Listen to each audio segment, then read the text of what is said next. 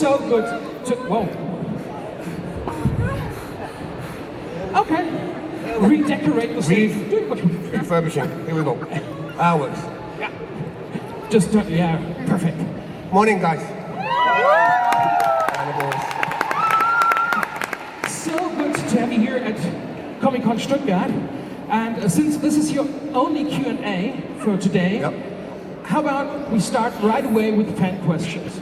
I think it's a fantastic idea. Let's do it. There Yeah. are 2 microphones, and you see the first question is over there. Oh yeah, that's a line. Go ahead. Hi, guys. Hi, I'm sorry if I messed my question a bit up. I'm so nervous because you're my favorite actor for like 10 years. My question is, quite some time has passed since Hannibal ended. It has still a very special place in people's hearts.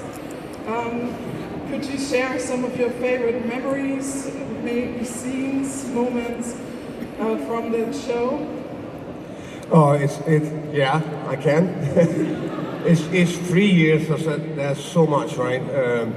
Obviously, spending so much time intensely with Hugh Dancy was one of my favorite moments because we were literally together for 8 hours every day for 3 years. So that I cherish a lot. I had the first meeting with Lawrence Fishburne, I remember vividly. I was just starting as Hannibal. I was still figuring out who he was and how to approach it and how to figure out a British accent, and everybody was complaining he wasn't British. And then he came in and he'd seen some films with me and we made one scene. And after one take, he said, "Come with me," and we went outside and he said, "But Mads, this is your office. This is your place. You're Hannibal. Why don't you tell the camera what you want to do so the camera doesn't tell you where you should be?" So it was a very nice gesture from Lawrence, who saw I was in deep water and I forgot how to take charge of a scene, and he reminded me how to do it. Thank you. Welcome.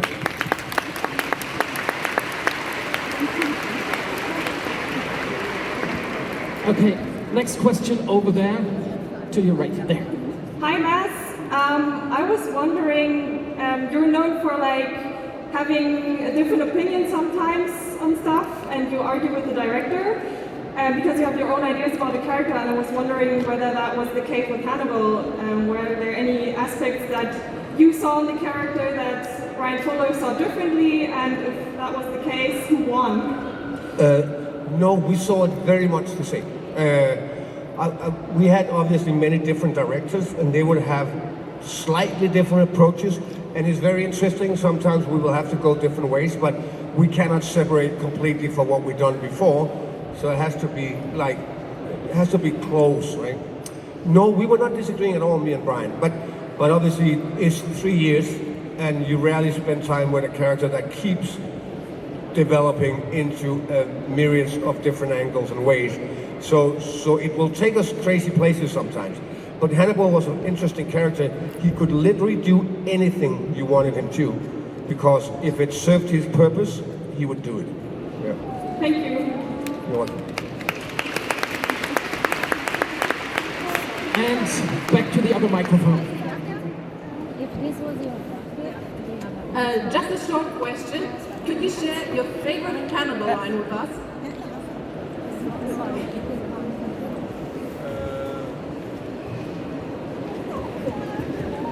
I mean, there's so many. I mean, some of them are low-hanging fruit, right? I do think that he warns people about nothing in here is vegetarian. I like that one because it was obviously they had no idea what I was serving, so that was a beautiful line. Thank you. You're welcome. Leider hier weg, this is good Platz. Oh, right. Yeah, because she has a gold pass and she's sitting in the first row. So you don't have a gold pass, right? No. Do you consider This is partner pass, first row. Partner pass gives first row. No, yes. No It doesn't problem. say that. I want to show you. I don't find it fully the better. I can control it, but if I make a biography, then it's out of my hands. I consider independent writers all the time. I've done many films for people I've never heard of before that came up with something I thought was beautiful. So this has been how I started, so that's never going to end. Yeah. Thank you. You're welcome. And Back to the left. Hi, Matt. I wanted to ask, what's the most embarrassing or one of the most embarrassing thing that you've ever done in public?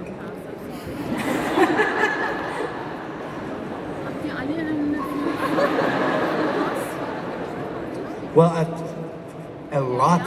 The thing is that I'm from is called Michael Laudrup. He played for Barcelona for many years on the best team ever in history. And I met him once, and I was so starstruck that I asked him obviously some really annoying questions that I shouldn't have asked. And then to try to get out of it, I tried to save face, and so I asked him, because he was not playing football anymore, right? So I said, so what do you do now? What are you doing for a living? And he said, but I'm the national coach, Mads. And then tried to save face again. I said, yeah, but I mean like a real job. Do you have a real job? so that was quite embarrassing. And I met him since though, so it's all good now. Thank you for sharing. You're welcome.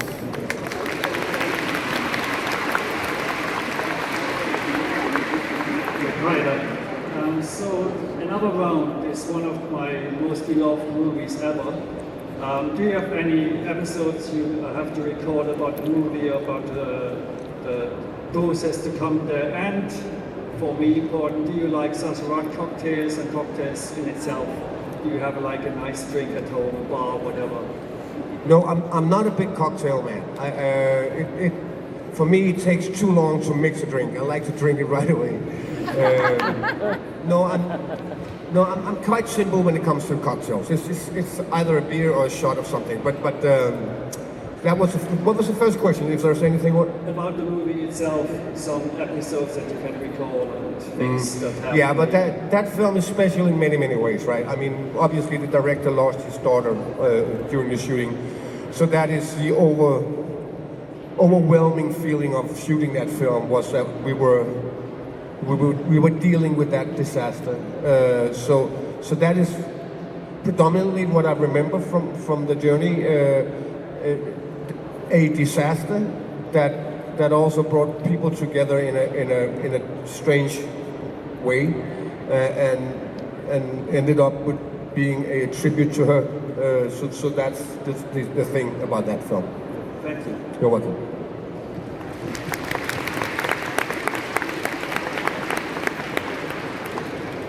Hi.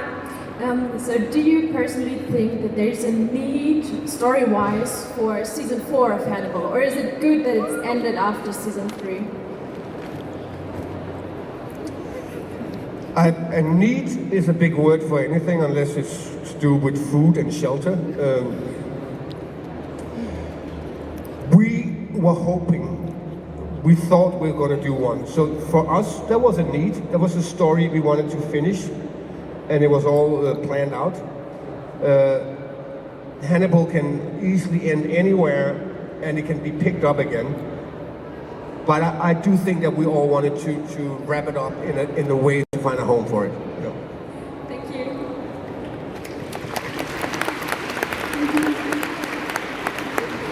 Hi, Max. First of all, I want to say that I'm Meisner acting training too, and you're a big role model for me. So thanks for being awesome. Thank you. And I wanted to ask you if you still dance, or is this something completely in your past? It's completely in my past, except for that one film, Another Round, where Thomas Winterberg insisted on me dancing. We had the two months of fighting over that, and then I gave in. And he was right, I was wrong. It's a beautiful scene. I don't dance. I'm a private dancer, a dancer for money. That's the thing. Thank you. You're welcome. Hey, look, it's Indiana Jones. Yes, Mr. Jones is like Dr. Jones. Hello, Matt. Hi there. I've been permanently de-aged now. Yeah, he looks good. Yeah. I guess you can tell my question is regarding Indiana Jones 5. Shoot. I was wondering if you can share any special memories from the shoot, and if we should all be spinning our Dial of Destiny. Yeah, you know as well as I do that as long as they hadn't released any kind of secrets about the film, I would die if I said anything, right? They would kill me. So I can't tell anything about the plot. I can tell something about Harrison though. Yes, he might not be your age. He turned 80 when we were there. 80 years old. We had night shoots for the first week. So we wrapped up at 5 in the morning. Sun was coming out. And right after shooting, he would take his bike and go for 50 kilometers riding before he went home. So that's the way you want to turn old. That's Harrison Ford's style. Thank you, and watching in glory. Thanks. By the way, it was your birthday on Tuesday, right? It was my birthday, yeah, 2 days ago. 3 days, yep. So happy birthday. Thank you.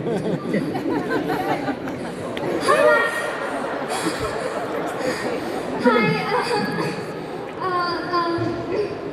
may I ask, if Hannibal is in Harry Potter's world, which house of Hogwarts do you think Hannibal would belong to?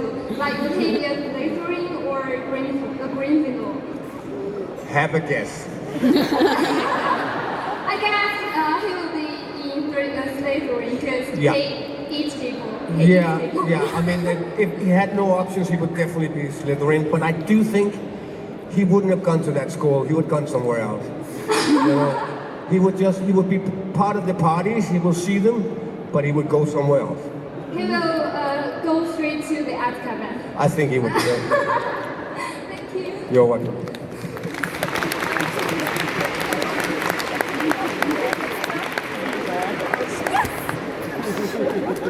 Hi, my question is about Hannibal as well. If there would be a season 4, hopefully there will be, and Hannibal and Will would address their feelings toward each other, how do you think that conversation would go? I think they have expressed their feelings as much as they could. So the last time they did it, they went over a cliff into certain death. I think that's where they are. I think it's. I don't think we will exploit it down in a more natural way. I think it will always be a very fucked up relationship, and if they can get out of that cliff, out of that ditch, I'm sure there will be some fucked up things in the future for them as well. Thank you. You're welcome.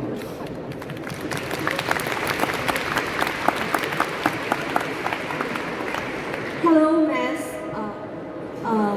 Okay. Sorry, I'm too nervous. Okay.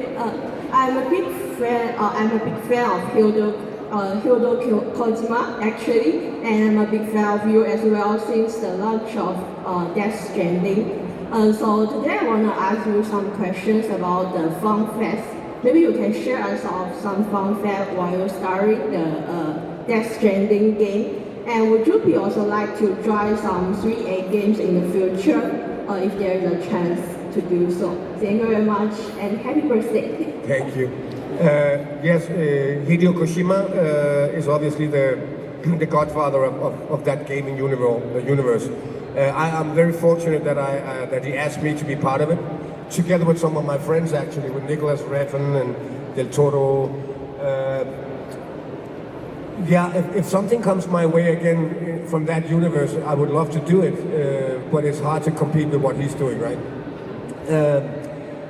What can I share? I can share that Hideo was a very different director than anyone I've ever met, because obviously when we do a film, we do the scenes, and we can have the scenes can be perfect or almost good or close, let's do it again. In Hideo's world, everything was perfect, because instead of just editing, he can also... The question is, do you have a guilty pleasure TV show that you watch? And if you don't, what's your favorite TV show to watch at the moment? Well, the last one I had that I binge watched with my son was Walking Dead. We did all of it in a couple of weeks. I've always have an affinity with zombies. I love zombies, and I think the show is fantastic. I understand that it repeats itself, But the world is repetitive, and this is what I love about it, that you will find these little communities trying to build up new communities and always fucking it up. There's always a zombie somewhere, right? Inside of you or outside of you. No, so that show I was a big fan of. Did you watch the finale? I haven't, don't tell me yet. I haven't gone to that yet. Hold your horses. Yeah. Thank you very much. Thank you. Hello. I know I'm probably not the first or last person to try to learn Danish because of you, and to watch your Danish films and television shows. So one of the most fun ways for me to learn Danish is like listening to Danish pop songs. Do you have any recommendations of what I should listen to that's in the Danish language? I think it will be a little more old school. I will go back to my childhood. We had a band called Gasoline, which have done some of the most iconic pop rock songs ever. So the band is called Gasoline. Yeah, they're fantastic. And good luck with Danish. It is the 5th most difficult language in the world. Well, tillykke med fødselsdagen. I screwed it up already. No, you did good. Fødselsdagen. Fødselsdagen. There you go. The problem with Danish is we can make 10 words become one word, right? So it's very difficult to hear what we're saying, and one of the clues to learning another language is to be able to hear what it sounds like. It is impossible with Danish, but good luck. Yeah, I think singers tend to like enunciate better, so that's how I like to listen to songs. It's exactly right. It's a smart move. Yeah, Thank you. Go for it.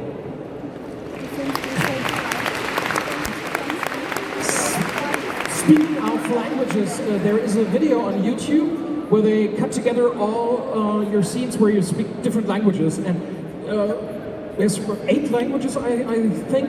Do you speak 8 languages, or did you just learn the words for particular movie? It's a mix of. I speak some of them, and I speak not fluently, but I understand it, and I can get along in certain languages. Once you do a film, you dive into it again, and it becomes taking up much more space in you, and you become solid again. But with any language in the world, as everybody knows, you have to live in the area for it to stick with you, right?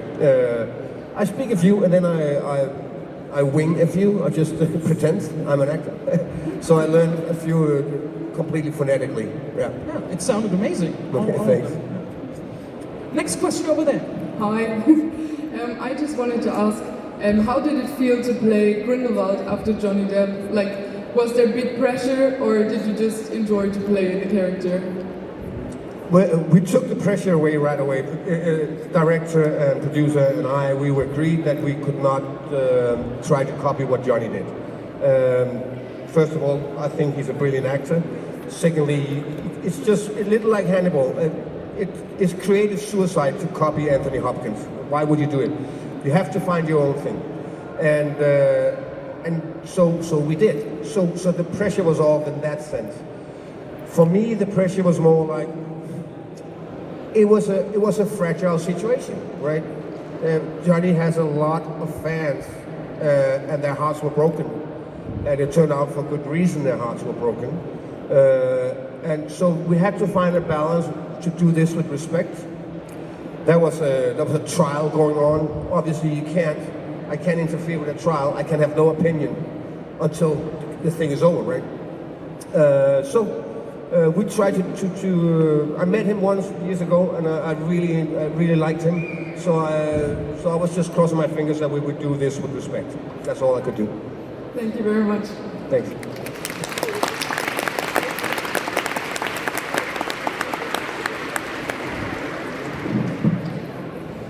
Oops. I just wanted to follow up on what was said before. I don't know if you realized, but there are people all over the world learning Danish because of your films. It will be the biggest language in the world. Yeah, sure. Can I do this in Danish now? Go for it. Okay. Du har engang sagt, at du håber din film på engelsk for få folk til at se dine danske film. Det gør det, og dine film påvirker mig så meget, at jeg bliver inspireret til at lære dansk. It's amazing. It's very amazing. How long have you been looking into Danish? Jeg har lært dansk i 16 måneder. That's less than a little more than a year. She literally spoke Danish. Amazing, fantastic job. So okay, maybe I'm wrong. Maybe it is doable. Maybe you should be the teacher. Everybody go inside. This is your new teacher.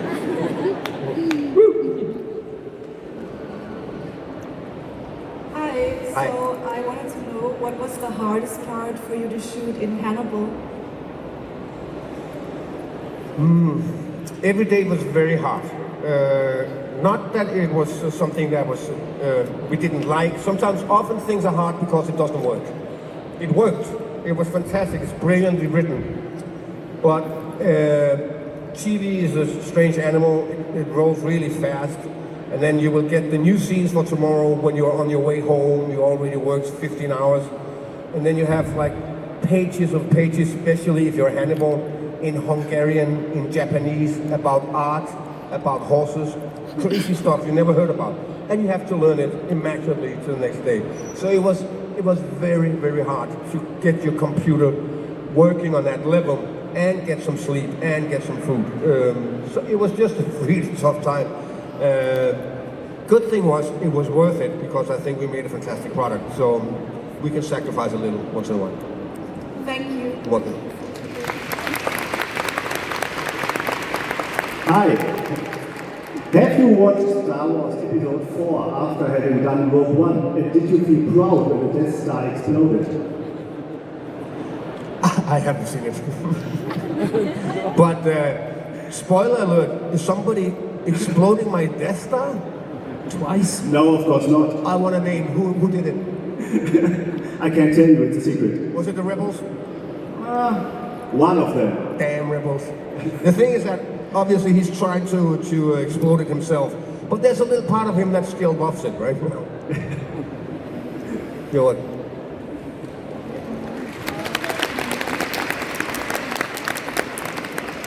So you and Brian are going to work together again on Dust Bunnies. Is there anything you can tell us about that project, and is there any chance for maybe a cameo for Hugh to show up so we get some chance to pretend? I can't tell too much. I can tell there's a little girl. There is an interesting neighbor. And there's a dust bunny. And I don't think Hugh Dancy wants to play the dust bunny, let's put it that way. If there was any part for him, he would have been in it. But it is very much a two-hander between their neighbor and the little girl. And it's Brian Fuller, so it's absolutely insane. It's an insane and beautiful story. Thank you. You got it.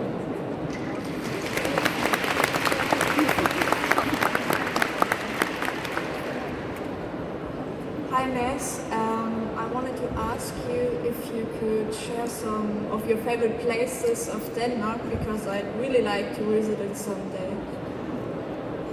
It's a feeling of having collaboration with Nicholas Reithen and Thomas Winterberg. And what's the difference? Well, it's a matter of different hearts, right? They both have one goal, is to make the world a better place, which is a charitable goal, it's a goal we all want. The way to get there, they have different plans, right? And if your heart has been as darkened as I believe the Grindelwald heart had, I think we've seen something, it's not in the books, but I have a hunch something happened to people very close to him that made his heart very dark, for good reason. And he cannot get out of that darkness. I think it's tricky. It takes a little more than just the love of Dumbledore for him to see the light. Thank you. California, just at the beginning of September, and I saw James Mangold and Harrison Ford, and now seeing you on stage today, it feels like two puzzle pieces coming together. So how was it playing an iconic villain in Indiana Jones next to Harrison Ford, especially when you know that this might be his final conclusion? Yeah, it was nostalgic. I think more so for us than it was for him. I mean, it's with him all the time. He is Indiana Jones, so it's not that nostalgic for him. We'll see. As I said, the man is a monster. He might go on till he's 150 doing Indiana Jones. You never know. No, it was a big experience.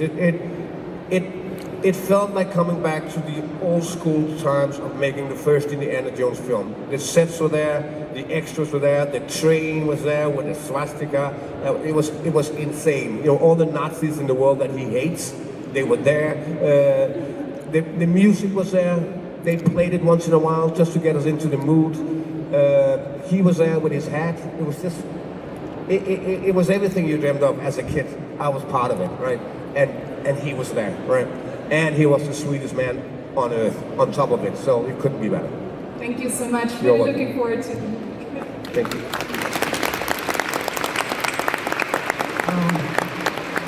I'm sorry to say that, but your photo session is about to start in one, maybe two last questions. Do it fast. We do the road fast. Come. I try. Hello. I wanted to thank you for your work first. We really appreciate it, I think. And also, I wanted to ask you something because Hannibal has been my favorite show, and you're my favorite actor for 10 years now. And now that I'm studying, I will write my bachelor thesis about cannibalism in movies and literature. All right. And also about Hannibal being a gentleman. Yeah. So my question is, how would you explain the cannibalism of Hannibal Lecter, because he doesn't only eat the root?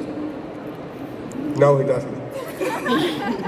There is cannibalism is many things. I'm sure you know more about it than I do if you're writing a paper.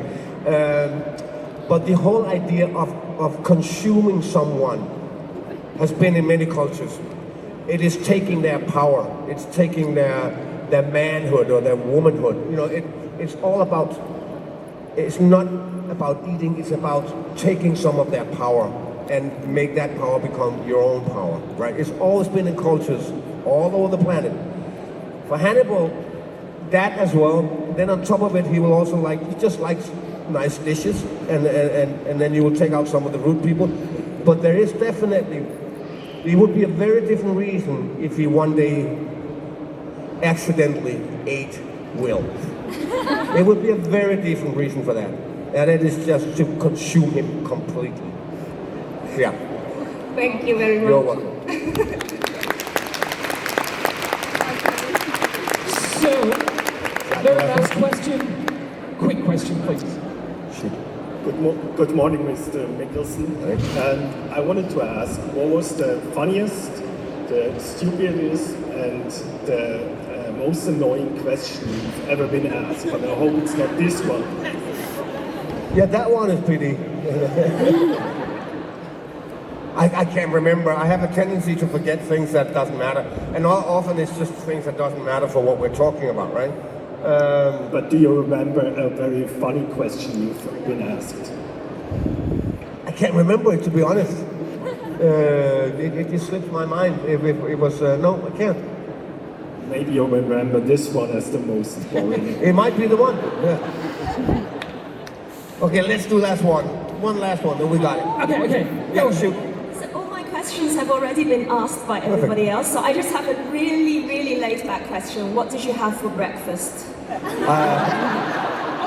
Let's see. What you have in any hotel, that will be egg, bacon, mushrooms, and some orange juice. Thank you. So, we always end our panels with a selfie with the audience. Yeah. So let's make that selfie and then we say goodbye. So.